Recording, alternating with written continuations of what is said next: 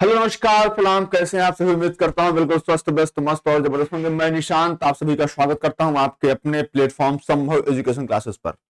साथियों, प्यारे भाइयों बहनों, current affair special for Bihar शिक्षक भर्ती 2024 फेज 3 के लिए मैं लेकर के आया हूं आज के 20 महत्वपूर्ण प्रश्न, जिसमें सम्मिलित हैं आपके अभी 98वें महीने में संपन्न हुए बीपीएससी के प्रश्न जो करंट अफेयर के रूप में पूछे गए थे, उनको भी मैंने समाहित किया दोस्त। तो आप सभी जुड़ जाइए, अधिक से अधिक लाइक शेयर कर दीजिए, सब्सक्राइब जरूर कर दीजिए ताकि आपको नोटिफिकेशन मिलती रहे। और इस चैनल पे आपको सारे सब्जेक्ट क्लास बहुत जल्द मिलने वाली है। और आपको बता दूं, 40 प्रश्नों का प्रैक्टिस सेशन आपको कल से मिलना शुरू हो जाएगा मेरे दोस्त। तो चलिए बिना देरी के सेशन को शुरू करते हैं और लेते हैं अपना पहला प्रश्न। बताइएगा दोस्त, प्रश्न कैसे आ रहे हैं कमेंट करके, चूंकि आपका बेस कीमती कमेंट जो होता है वो हमें उत्साहित करता है और अच्छा करने के लिए। ठीक है भाई, तो आप जरूर कमेंट करके बताया करें। NAM का 19वां शिखर सम्मेलन के संबंध में कौन सा कथन सत्य है? पूछा गया कौन सा कथन क्या है, सत्य है। NAM का 19वां शिखर सम्मेलन कंपाला युगांडा में आयोजित किया गया। ऑप्शन बी है इसका विषय साझा वैश्विक समृद्धि के लिए सहयोग। ऑप्शन सी है पहला गुटनिरपेक्ष सम्मेलन सन 1961 में बेलग्रेड में आयोजित किया गया था। और ऑप्शन डी उपयुक्त सभी। ऑप्शन ई उपयुक्त में से कोई नहीं। एग्जैक्ट डाटा तो मेरे दोस्त अगर आपको याद रहेगा तभी आप कुछ कर पाएंगे, अन्यथा की स्थिति में मेरे भाई आपको फिर यही होगा कि साहब ये वाला तो हमने पढ़ा है लेकिन हमको आ नहीं रहा है। ठीक है, तो ऐसी स्थिति ना आए, ऐसी कंडीशन ना बने, उसके लिए आपको क्या करना पड़ेगा, कंप्लीट पढ़ना पड़ेगा। बात क्लियर है? तो देखिए दोस्त, अगर हम NAM की बात करते हैं, NAM है क्या? नॉन अलाइंड मूवमेंट है। क्या है? नॉन अलाइंड मूवमेंट है। और इसका ऐसे समझिए आप, जैसे इस बार जो सम्मेलन होने वाला है, ये बिल्कुल बात सही है, कल हम लोग डिस्कस भी किए थे, कंपाला युगांडा में होने वाला। कहां पे? कंपाला युगांडा में होने वाला है। दरअसल यहाँ की युगांडा कहानी कुछ ऐसी है मेरे दोस्त। 1972 ईस्वी में युगांडा के तानाशाह थे ईदी अमीनी।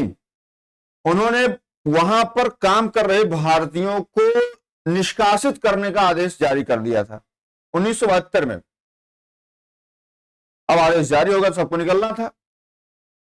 जब सब निकले तो वहां उनकी अर्थव्यवस्था पर बहुत ही बुरा प्रभाव पड़ा था, बहुत बुरा प्रभाव पड़ा।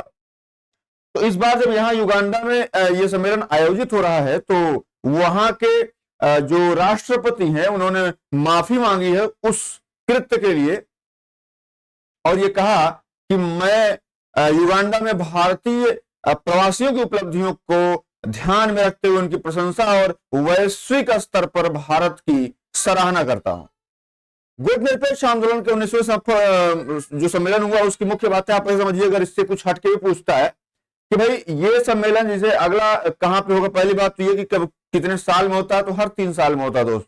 तो अभी 2024 का यहां हो रहा है, 2027 का अगला कहां होगा तो वो भी आप जान लीजिए। अगर जैसे अभी आपसे 2027 का पूछेगा, क्या अगर आपसे 2027 का पूछे मेरे भाई, तो वो होगा अजरबैजान में। कहां पे होगा? अजरबैजान। देखिए, मैं कहानी आपको इसलिए सुनाता हूं मेरे दोस्त ताकि आप सब भूल सकते हैं, कहानी जल्द नहीं भूलते ना, तो कहानी इसीलिए मैं आपको सुनाता हूं, और कोई बात नहीं है। अब इस सम्मेलन जैसे 2027 का वहां पे होगा, 2000 जो अभी 2024 में होना है NAM का 19वां शिखर सम्मेलन, उसका जो थीम है या उसका जो विषय है वो है साझा वैश्विक समृद्धि के लिए सहयोग और गहरा करना। मामला क्लियर है? तो उसमें आप देख सकते हैं। ठीक, तो ये भी बात सही है। अब इसमें होगा क्या, भारत के विदेश मंत्री 19वें शिखर सम्मेलन में भारतीय प्रतिनिधिमंडल का नेतृत्व करेंगे, जिसमें गाजा संकट के अस्थायी समाधान का मार्ग प्रशस्त किया गया है। अगर आप ये कहें कि साहब NAM नॉन अलाइंड मूवमेंट की बात आप कर रहे हैं, इसकी स्थापना कब हुई थी? भाई आपके मन में तो आ ही रहा होगा। NAM की स्थापना कब हुई थी? तो दोस्त NAM नॉन अलाइंड मूवमेंट की स्थापना 1961 में हुई थी। कब हुई थी दोस्त? 1961 में। और इसमें 5 देश जो है वो क्या थे? 5 देश मिलकर के इसकी स्थापना किए थे। कौन कौन? भाई आपसे ये भी पूछ सकता है कि भाई कौन कौन देश इसकी स्थापना किए थे, तो आपको ये जानना पड़ेगा। जैसे यूगोस्लाविया आपने नाम सुना होगा, यूगोस्लाविया हो गया, मिस्र हो गया, उसके बाद भारत के जो जवाहरलाल नेहरू तत्कालीन प्रधानमंत्री थे वो, उसके बाद इंडोनेशिया, उसके बाद घाना, है ना। ये ऐसे कंट्रीज थे जो मिल करके एनएएम की स्थापना की थे, नॉन अलाइंड मूवमेंट की, जिसमें अगर बात करें कि भाई इसे पहल किसने करी थी, तो बेलग्रेड और यूगोस्लाविया ने करी थी। और इसका गठन 1961 में हुआ था। उस वक्त क्या हो रहा था, उस वक्त शीत युद्ध चल रहा था मेरे दोस्त, शीत युद्ध चल रहा था। और ये वो देश थे जो औपचारिक रूप से अमेरिका या सोवियत संघ के साथ जुड़ना नहीं चाहते थे, बल्कि क्या रहना चाहते थे, स्वतंत्र रहना चाहते थे। वर्तमान में इस संगठन में 120 देश हैं और 17 पर्यवेक्षक देश हैं। ठीक है, तो भैया आप ऐसे समझिए कि ये बहुत बड़ा, जो छोटा सा संगठन पहले हुआ करता था, बहुत बड़ा हो गया है। और यहाँ पे मैं आपको इसलिए, क्योंकि आप पिछला जो शिक्षक भर्ती पेपर देखेंगे, मेरे पास तो सारे के सारे पेपर हैं, सारे सारे करंट अफेयर हैं, उसी के अकॉर्डिंग आपको पढ़ा रहा हूं। जैसे नहीं मुझे करंट अफेयर पढ़ाना, मैं कुछ भी पढ़ा दूं, ये नहीं हो रहा है दोस्त। मैं आपको वो पढ़ाऊंगा जो आपके एग्जाम के पॉइंट ऑफ व्यू से इंपॉर्टेंट है। तो आप मेरी वीडियो देखिए, जाकर के क्वेश्चंस मिलाइएगा जो प्रीवियस ईयर का है, उसके आसपास ही घूमेगा दोस्त। क्योंकि मैं देखा हूं जो TRE 1 है और TRE 2 दोनों में जो करंट अफेयर क्वेश्चन का स्टेटस है वो लगभग सेम से मारा। अगर अंतरराष्ट्रीय से ईरान से वहां पूछा है तो ईरान के इर्द गिर्द जैसे जो चर्चा में रहा है देश, करंट अफेयर में क्या होता है, अगर हम किसी देश के विषय में पढ़ रहे हैं तो जो चर्चा में देश बना हुआ है उसके विषय आप जरूर पढ़ लीजिएगा। पिछली दफा ईरान चर्चा में था, है ना, रसिया, अर्जेंटीना ये चर्चा में थे, तो भाई इन लोगों का वो कर रहा है ना। तो आप ऐसे करके जो चर्चा में उनका पढ़ लिया करिए। तो जाहिर सी बात है 19वां ये वहां पे हो रहा है, बिल्कुल अब ये सही है, इसका विषय है, ये भी बात सही है। और इसकी स्थापना 1961 में बेलग्रेड में आयोजित किया गया था, ये भी बात बिल्कुल सही है। 5 देश थे, हमने बता दिया आपको, तो भैया इसमें उपयुक्त तो सभी सही होगा। चलिए आगे बढ़ते हैं दोस्त। हाल ही में हुई नियुक्तियों में कौन सुमेलित है? लाई चिंगते ताइवान के राष्ट्रपति, Crown Prince Frederik X Denmark के राजा, डेनिस फ्रांसिस संयुक्त राष्ट्र महासभा के 78वें सत्र के अध्यक्ष, और उपयुक्त में से कोई नहीं। इस प्रकार का एक प्रश्न आपके एग्जाम में पक्का रहेगा मेरे दोस्त। जो पद से लेकर के, जैसे कुछ महिलाएं चुनी गई हैं तो उन महिलाओं के विषय में रहेगा भैया ये क्या है, कैसे है, ठीक है, तो पद संबंधित रहेगा। तो आप समझिए इसमें जो ताइवान के राष्ट्रपति चुने गए वो लाई चिंगते भी हैं, बिल्कुल बात सही है। Crown Prince Frederik X Denmark के राजा, बिल्कुल बात सही है। और डेनिस फ्रांसिस संयुक्त राष्ट्र महासभा के 78वें सत्र के अध्यक्ष चुने गए हैं, यही बात बिल्कुल सही। इसमें भी ऑप्शन आपका डी बिल्कुल सही है।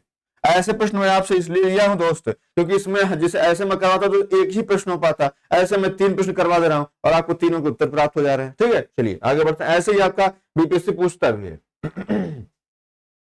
भारत ने किस देश के साथ आर्थिक सहयोग और व्यापार समझौते पर हस्ताक्षर किए? ऑस्ट्रेलिया, नेपाल, रूस, इंडोनेशिया, या उपयुक्त में से कोई नहीं? जवाब दीजिए इसका दोस्त, इसका जवाब दीजिए, इसका क्या होगा?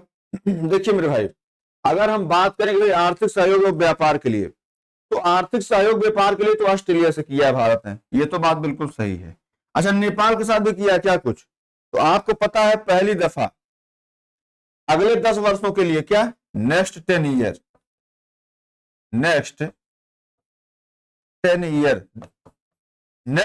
ईयर के लिए क्या, कितना, 1000 मेगावाट बिजली जो है नेपाल से आयात करने पर समझौता हुआ। कितना, 1000 मेगावाट, ठीक है, 1000 मेगावाट जो बिजली, 1000 मेगावाट बिजली जो है नेपाल से आयात।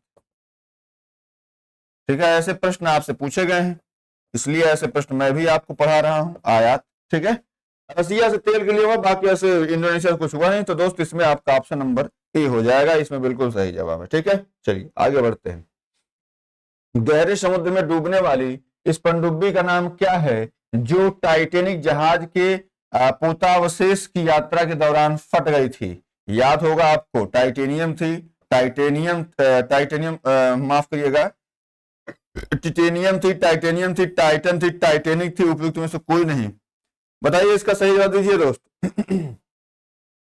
देखिए यह प्रश्न चर्चा में अभी आपके बना था अगस्त सितंबर में, जहां पर पाकिस्तान के जो सबसे अमीर ज्यादा व्यक्ति थे उनका जो है उसमें वो खत्म हो गए थे, तो ये चर्चा का विषय था दोस्त, इसलिए जरूरी है। तो ऑप्शन सी आपका जो टाइटन है बिल्कुल सही बात है। चलिए आगे बढ़ते हैं दोस्त।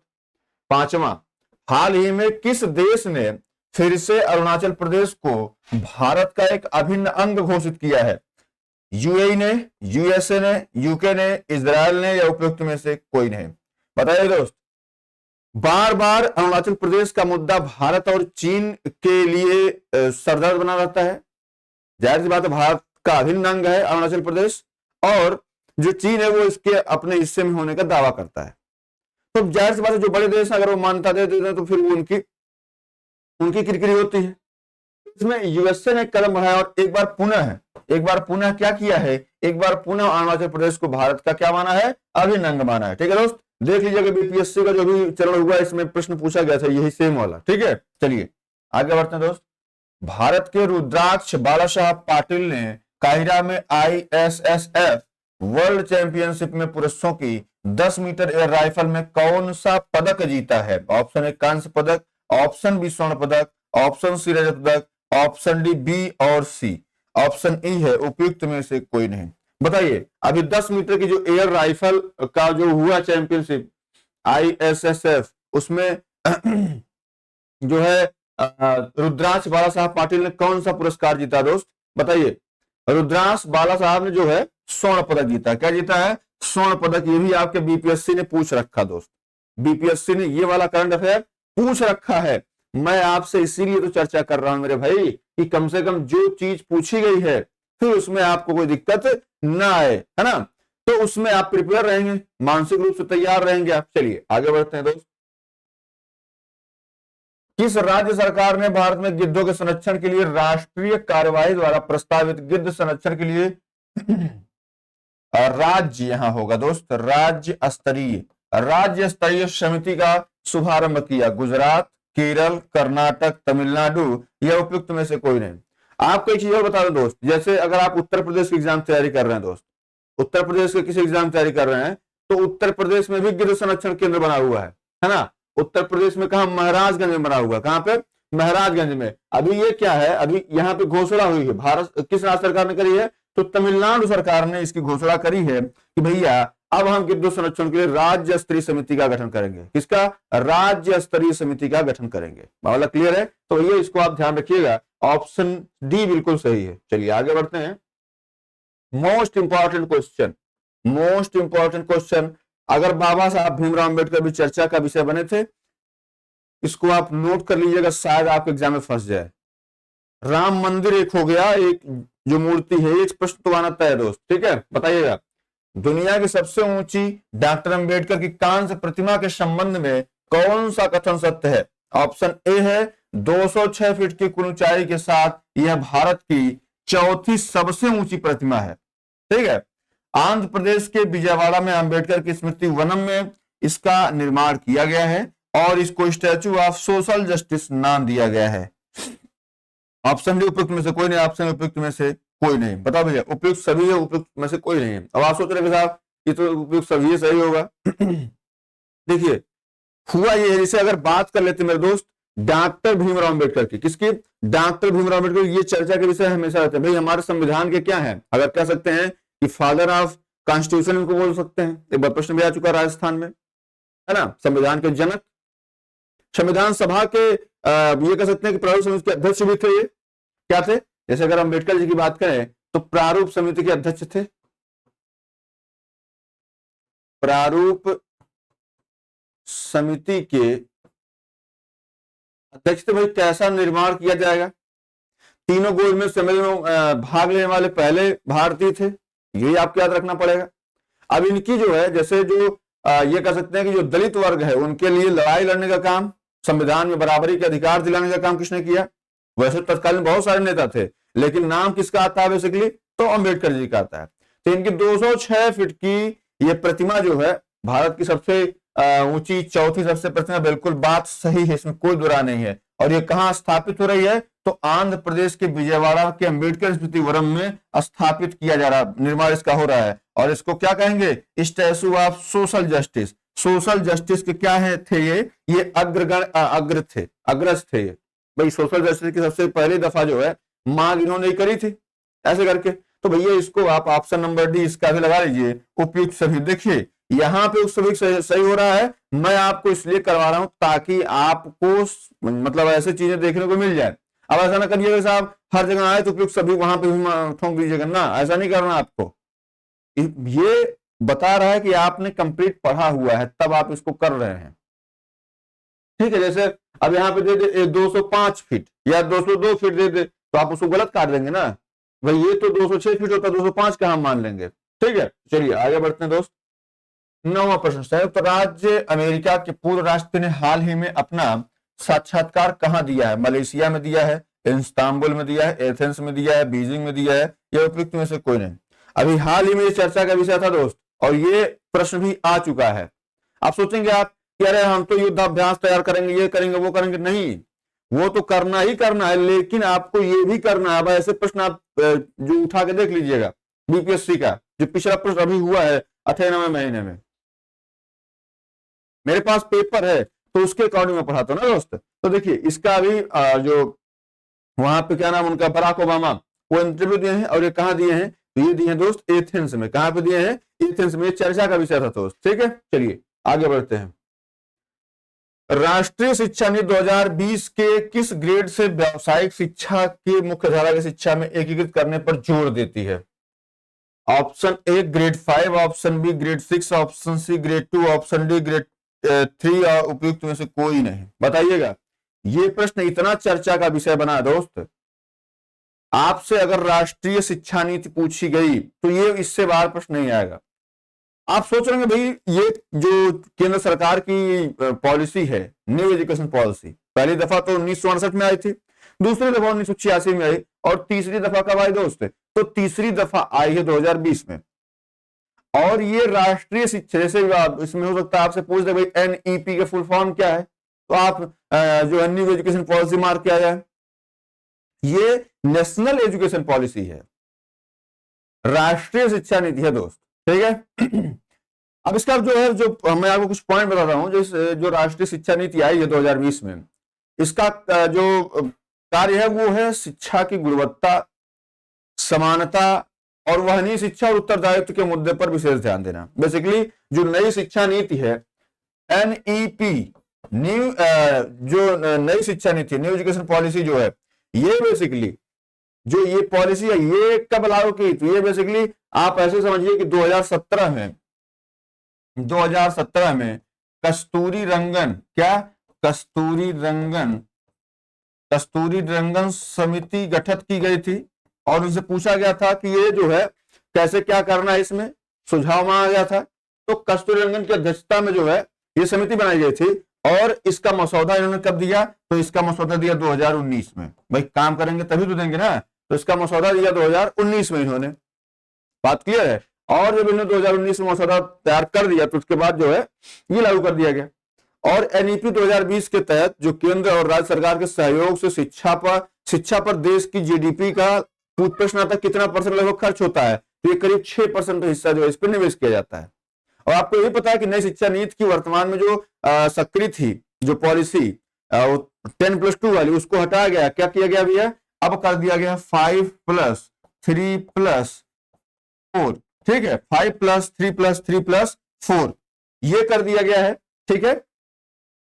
इसमें तकनीकी शिक्षा भी जोड़ने का निर्णय लिया गया है। बात क्लियर है? तो भैया आप जो है अब इतना नहीं, तकनीकी शिक्षा जोड़ा जाएगा, जो प्राइमरी एजुकेशन होगी वो मातृभाषा में दी जाएगी। बहुत सारे इसमें अमूलचूल परिवर्तन हुए।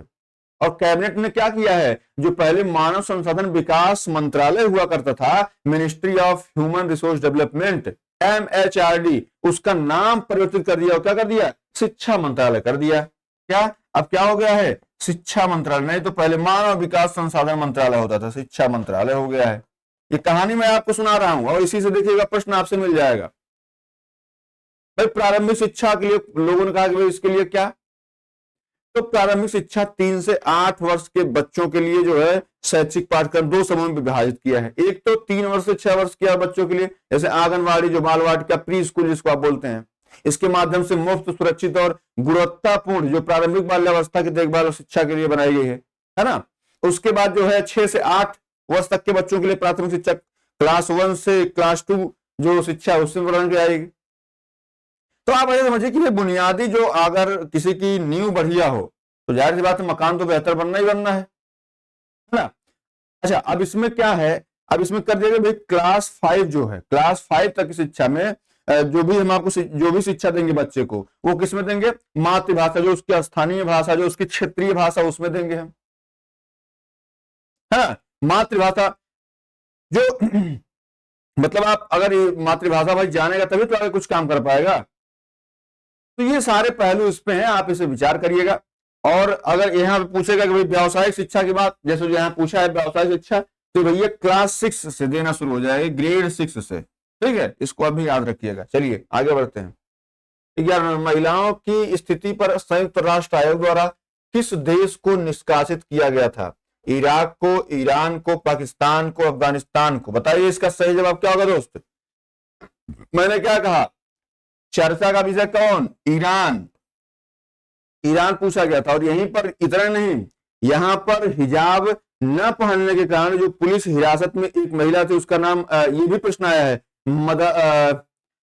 शायद महसा अमीनी थी, महसा अमीनी, क्या नाम था, महसा अमीनी, महसा अमीनी महिला थी, और बुर्का न पहनने का पुलिस हिरासत में इसकी मृत्यु हो गई थी। यह भी प्रश्न आया कि भाई ईरान में कौन सी महिला का बुर्का न पहनने के कारण वहां पे उसके जो है पुलिस अभिरक्षण में उसकी मृत्यु हुई थी। तो यह भी मुद्दा जो है बड़ा उठा था, है ना।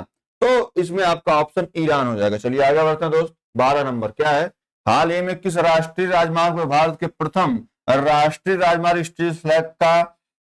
स्टील रोड खंड का उद्घाटन किया गया? NH76, NH56, NH66, NH46, उपयुक्त में से कोई नहीं है। बताइए इसका सही जवाब क्या होगा दोस्त। देखिए अभी स्टील स्लैग वाला बड़ा चर्चा में रहा था, ये भी ऐसा नहीं कि ये चर्चा में नहीं था भाई। महाराष्ट्र से जो गोवा जा रही सड़क, उसमें 1 किलोमीटर का कॉन्सेप्ट है, 1 किलोमीटर इसका ऐसी सड़क बनाई गई है स्टील स्लैग से। तो भैया ये कौन सा जाता है, तो ये जाता है NH66 जाता है, ऑप्शन सी बिल्कुल सही है। दुनिया के पहले पादप परागणकों जिन्हें टिलियाडियम्बिट्स कहा जाता है कि टिलियाडियम्बी जीवाश्म हाल ही में किस देश में पाए गए थे? ये प्रश्न आपके बीपीएससी ने पूछ रखा है। अभी जो बीपीएससी होता है प्री वाला, जापान में, अमेरिका में, रूस में, या इनमें से कोई नहीं? जवाब दीजिए मेरे दोस्त, इसका सही जवाब क्या होगा। ऐसे प्रश्न आपसे आएंगे ना, तो वो जो हेलू आपको पढ़ा रहे हैं फिर उनसे आप नहीं सही कर पाएंगे भाई। हलुआ पढ़ाने में और एक बेहतरीन जो कॉन्सेप्ट देने में अंतर न होता है, इसमें मेहनत करनी पड़ती है, क्वेश्चन खोजना पड़ता है कि बीपीएससी के लेवल क्या, बीपीएससी कैसा करंट पूछता है। अब हम ही उठे और पढ़ा दें आपको युद्धाभ्यास, देख लीजिए कोई युद्धाभ्यास पूछा हो तो, है ना। तो ये से पढ़ना, तो इसमें तो बताइए, तो इसमें आपका सही जवाब हो जाएगा रसिया, ऑप्शन सी बिल्कुल सही है। चलिए आगे बढ़ते हैं। सुर्खियां बटोरने वाली लिस्बन घोषणा किस इकाई के संरक्षण से संबंधित है? ऑप्शन ए सागर, ऑप्शन बी महासागर, ऑप्शन सी नदी, ऑप्शन डी तालाब, ऑप्शन उपयुक्त में से कोई नहीं। बताइए इसका सही जवाब क्या होगा भाई। लिस्बन घोषणा जो अभी हुई है ना दोस्त, ये किसके संबंधित है, तो ये संबंधित है आपके महासागर से। किससे, महासागर संबंधित है, ऑप्शन बी बिल्कुल क्या है, सही है। चलिए आगे बढ़ते हैं दोस्त। लाइव रेटिंग के मामले में विश्वनाथन आनंद को पीछे छोड़कर भारत के नए नंबर 1 शतरंज खिलाड़ी कौन बन गए हैं? गुकेश डी, पेंताला हरिकृष्णा, विदित गुजराती, आर प्रज्ञानंद, उपयुक्त में से कोई नहीं। जवाब दो मेरे दोस्त, इसका सही जवाब क्या होगा भाई। आर जो विश्वनाथन आनंद है, इनको किसने पीछे छोड़ दिया है? तो भाई इनको पीछे छोड़ने का काम किसने किया है, आर प्रज्ञानंद का है। किसका, आर प्रज्ञानंद का है, ठीक है। चलिए आगे बढ़ते हैं दोस्त।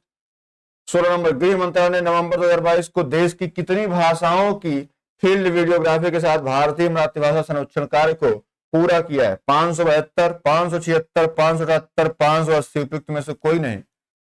ये ऐसे प्रश्न बीपीएससी इस पे नजर रहती है और ये आपको पढ़ाया ही नहीं जाता है, ये दुर्भाग्य है, ठीक है। तो भैया इसमें सही जवाब हो जाएगा 576, ऑप्शन बी बिल्कुल सही है, ठीक है। चलिए आगे बढ़ते हैं दोस्त। अयोध्या में निर्माणाधीन राम मंदिर के संबंध में कौन सा कथन सत्य है? राम मंदिर के गर्भगृह में स्थापित रामलला की मूर्ति के मूर्तिकार अरुण योगीराज हैं, बिल्कुल बात सही है। मंदिर के प्रमुख वास्तुकार चंद्रकांत सोमपुर हैं, बिल्कुल सही बात है। देखिएगा सब लोग खूब अरुण योगीराज कर रहे थे। यहाँ प्रश्न क्या आ गया भैया, जो मंदिर है उसके प्रमुख वास्तुकार कौन? अगर आपसे पूछेगा तो आप क्या करेंगे? चलिए 22 जनवरी 2024 को प्रधानमंत्री नरेंद्र मोदी ने अयोध्या में राम मंदिर प्राण प्रतिष्ठा समारोह में शामिल हुए। बिल्कुल बात सही है, ठीक है। तो भैया इसमें ये भी सही, तीनों तो सही है, तो भैया इसमें जाहिर सी बात है उपयुक्त सभी सही हो जाएगा। आपको पता सर्वोदय योजना जो अभी सोलर ऊर्जा के लिए आई थी, वो भी 22 जनवरी 2024 को ही लॉन्च की गई थी मोदी जी के द्वारा, है ना। जैसे ही राम मंदिर को उद्घाटन करने के बाद वो पहुंचते हैं वापस, वो कहते हैं पहले जो है यही हम उद्घाटन करेंगे। अब 1 करोड़ घरों के ऊपर जो है सोलर रूफ लगाने का प्लान चल रहा है दोस्त, 1 करोड़ घरों के ऊपर। जो ये देख रहे हैं बिजली आप, ये हमको सूर्य देगा, है ना। तो मोदी जी का विजन तो बहुत लॉन्ग लास्टिंग है। चलिए ऑप्शन डी बिल्कुल सही है। हाल ही में फोर्ब्स द्वारा जारी रिपोर्ट के अनुसार दुनिया की सबसे मजबूत करेंसी कौन सी है, बताइएगा। ऐसा प्रश्न भी आपके एग्जाम में आएगा। Bahrain dinar, Swiss franc, Kuwait dinar, Omani rial, उपयुक्त में से कोई नहीं, बताइए। जैसे अगर वीडियो कुछ सस्पेंस आपको लग रहा है तो आप पेपरवा उठा के देख लीजिएगा ना, भाई कौन कितना बढ़िया पढ़ाया है करंट अफेयर, ठीक है। चलिए बताइए इसका सही जवाब क्या होगा भैया। इसका सही जवाब क्या होगा, कुवैती दिनार हो जाएगा। क्या, कुवैत का है कुवैती दिनार। चलिए आगे बढ़ते हैं दोस्त। 19 नंबर क्या है भैया। भारत का पहला केंद्र वित्त पोषित गाय होगा दोस्त। गाय अभयारण्य किस राज्य में बनाया जाएगा। उत्तर प्रदेश में, मध्य प्रदेश में, असम में, गुजरात में, उपयुक्त में से कोई नहीं। अब बताइए सबसे ज्यादा गाय की रक्षा अभिरक्षा के लिए कौन ध्यान दे रहा है, तो उसमें एक प्रमुख राज्य कौन आ रहा है दोस्त। एक प्रमुख राज्य है उत्तर प्रदेश, और उत्तर प्रदेश में भारत का पहला केंद्र वित्त पोषित गाय अभयारण्य बनाया जा रहा है। तो ऑप्शन ए बिल्कुल सही हो जाएगा। चलिए आगे बढ़ते हैं।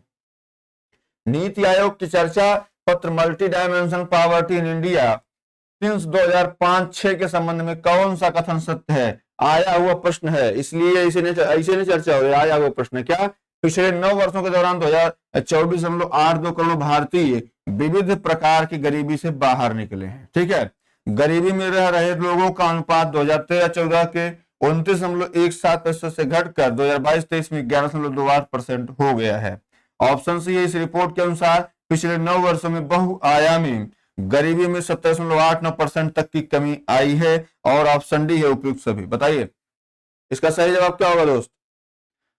इसका सही जवाब क्या होगा, जाहिर सी बात है पिछले 9 वर्षों में ये नीति आयोग की रिपोर्ट है, और ऐसे प्रश्न अगर आपसे आएंगे तो ये फैक्चुअल डाटा के प्रश्न है, ठीक है।